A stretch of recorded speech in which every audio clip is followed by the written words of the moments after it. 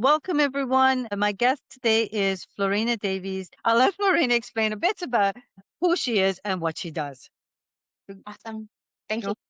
So, just in a few sentences, can you introduce yourself and what you do? Absolutely. Yes, thank you. My name is Florena Davies. I am the owner of Organized by Flow. I help busy families and busy professionals create and maintain healthy lives through helping them declutter, organize, and then create functional systems in their lives and in their homes. And I work in around Delta Surrey Langley areas.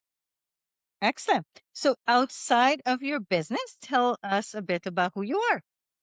I am a busy mom. I am a wife. I have two kids, two animals. I am a Girl Guide leader. I'm on the board of my son's swim club. So I'm a very hands on mom and wife. And it's why I have such a passion for helping other families and professionals create easy systems in their lives because I've always been so passionate right from a young age, letting things go and just creating beautiful systems in houses. And it's not just about the beauty, but it's about just, a functional system to help your everyday life so that you're not constantly looking for your keys and you're not constantly looking for that frying pan at the bottom of the drawer. I have Mm. created some beautiful filing systems. I actually have so much fun with that. Yeah, Mm, that's my big one. Is the filing, especially with having multiple businesses. So yeah, it that's fair. just piles up. That's Uh, fair. so, what originally drew you to this path or this industry? Going back to even being, a little girl, I remember my mom likes to collect a lot of little things, and, I didn't see the need for them. I never saw her use them. I never used them. My brothers didn't use them, and I didn't understand it. So when she wasn't home, I would go and I would declutter for her. It drove her nuts. She actually said it to me in my adult years. It used to drive me nuts because 'cause you'd go and you'd rearrange a drawer and you'd throw things out and I'd go looking for that elastic later on and it wouldn't be there anymore. It's always been in me. And then even as an adult, I didn't actually go into it until both my kids were in school full time, but it was an obsession still, even when I was pregnant. Just making sure that everything had a home, everything was easy, so that when that baby came, I wouldn't be, searching for that can of tomatoes or for that bottle or whatever that I needed in that moment. So, what did you do before getting into this your business? I switched job to job throughout my 20s. I went to school and got a degree in administrative. I did switch jobs a lot. For a few years before having kids, I was an admin. I did admin work, and then I was also an order picker in the same.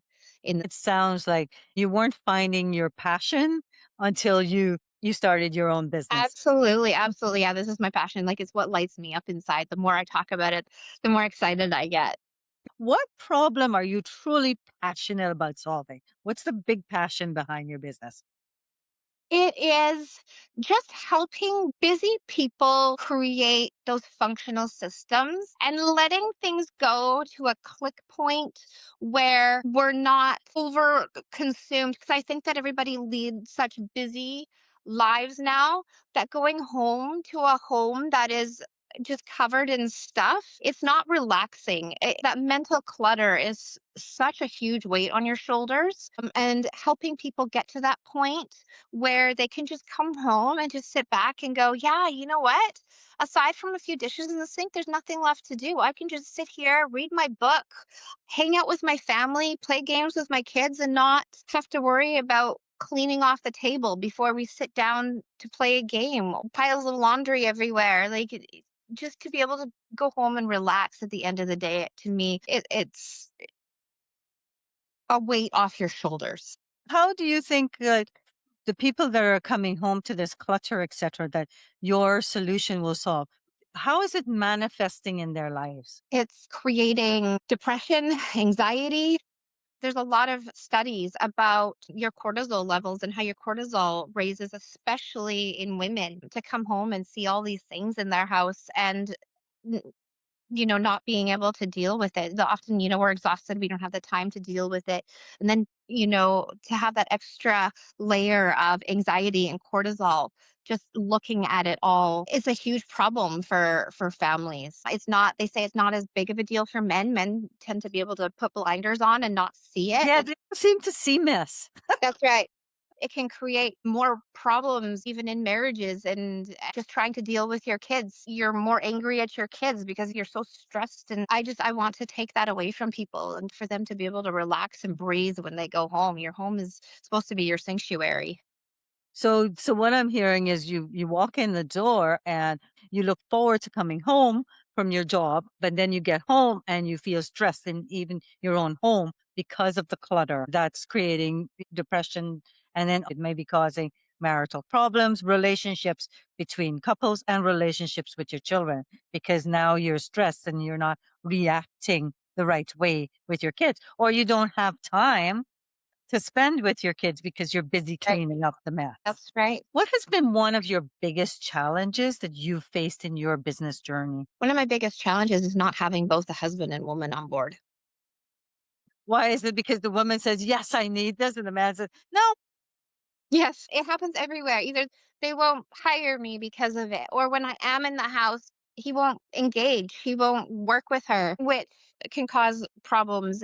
It's probably one of the biggest points of contention. The biggest Yeah, is to have them both on board, even if it's just him saying, like, I know this is what my wife needs, so I'm going to be there for her.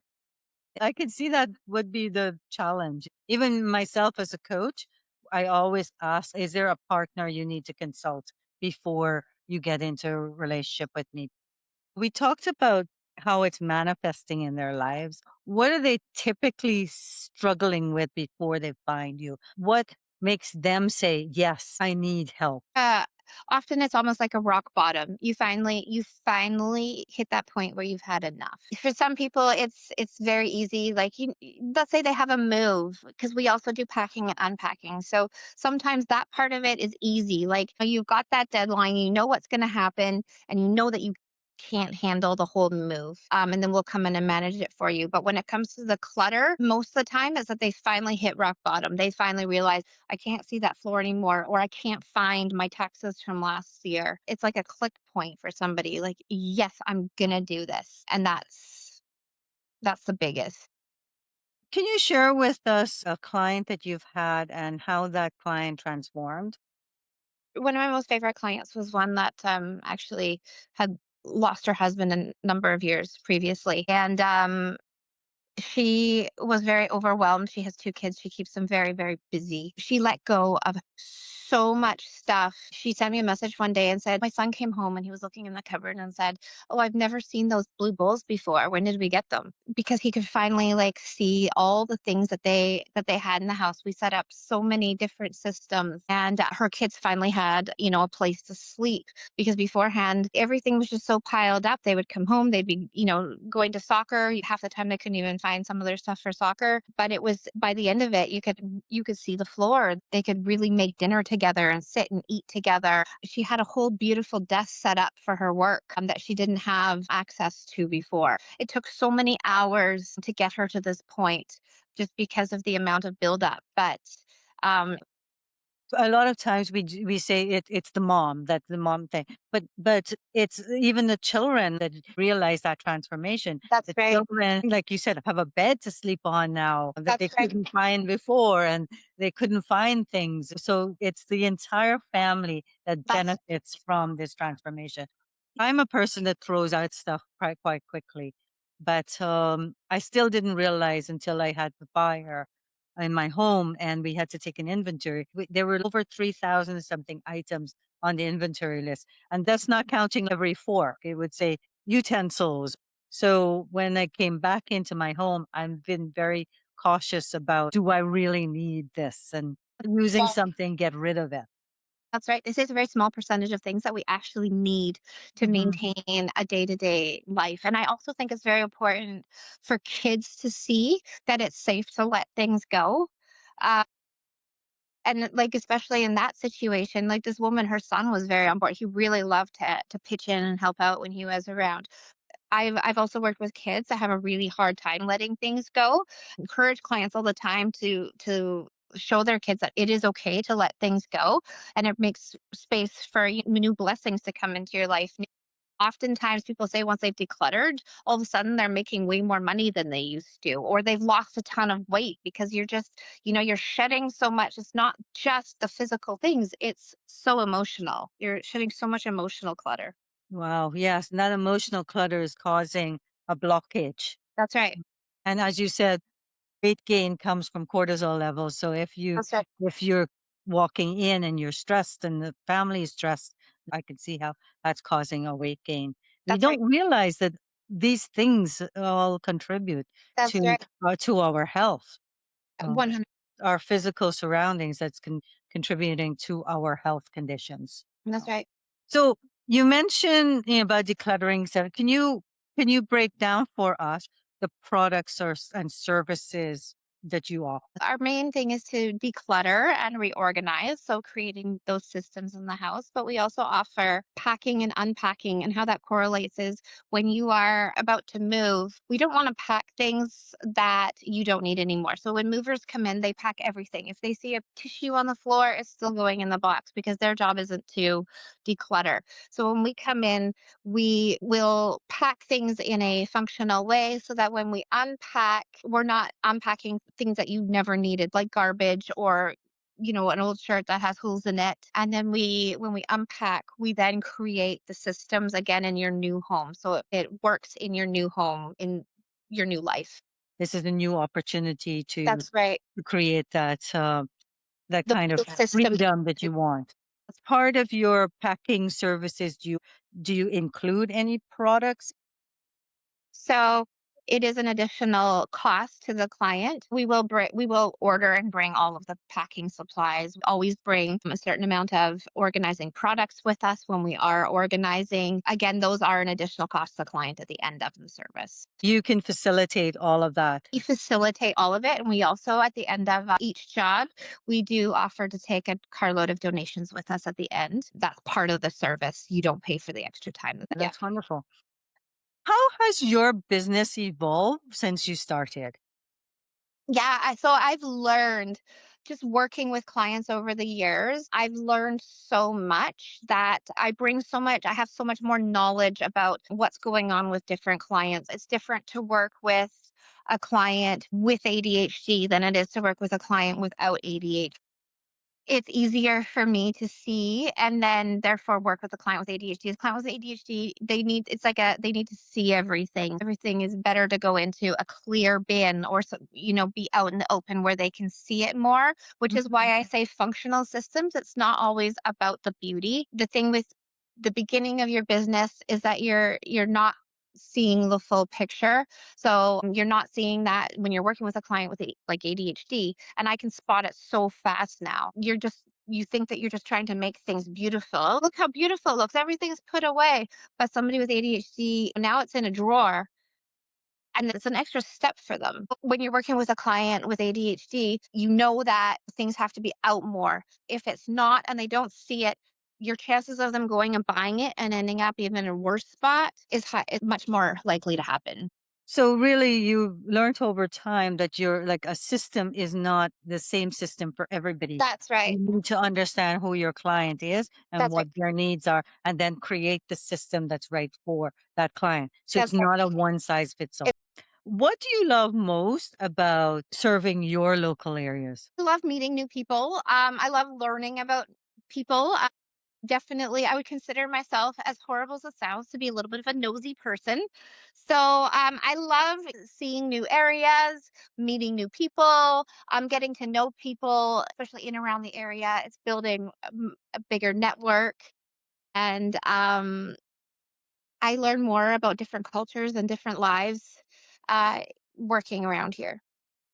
So how can your community best support you? To refer me out, to get to know me and my business and tell your friends about me. What was the biggest mind shift that made a difference for you? Understanding that one size does not fit all. Okay. It's not all about the home edit. That's a very beautiful rainbow. Everything's aesthetic. It's not all about the aesthetic. Often the aesthetic doesn't work for people. And I have clients that say they just want aesthetic, which is absolutely fine. I can do that. But the aesthetic is going to be very pricey. Those beautiful bins, um, the baskets, it's very pricey. Whereas going for a um, functional system, it's going to be on the cheaper side, and it's going to fit your life. That makes total sense. If you could go back and tell yourself one thing at the beginning, what would it be? So relax. It's so easy to burn yourself out in this line of work. It's very easy to burn yourself out when you're building a business. And yeah, I would just say relax and just listen and learn. That's funny because that was my last interview that I had too with Derek. I asked him the same question, and he said I would tell myself to chill out. Things Yes. that things will happen in the way they're supposed to That's happen. What does living your passion mean to you? I am an example of that every day. I love what I do, and just being able to go out and do it as a job, it is living my passion. And even the back end work, I enjoy a lot, even, doing the blogs and writing about it. So if they don't do well, I get a little sad about it. But at the same time, I think that I am living my passions. How does it feel living your passion? Exhilarating, exciting. So, where can people find you and connect with you? Okay, LinkedIn, Instagram, and Facebook at Organized by Flow. You can also email me. It's Florena at organizedbyflow.ca. And then I also have a website, www.organizedbyflow.com. And they can meet you in person at a Langley Connect and the Surrey Connect. So excellent. Thank you so much, Florina, for Thank you, sharing Becky. your business with us, your journey, and helping people to understand a bit more about what you do and how you can make a difference in their lives. And it's been enlightening just this conversation. And I didn't think about how your businesses could actually change other people's lives. Yeah. But for one that is disorganized, it causes health problems. It causes relationship problems between couples and with children. It really does make a big difference. I love that it was something that was innately in you all your life. So Yeah. you're living that passion. So thank you Yes. so much for sharing with us. And to everybody out there, until next time, adios.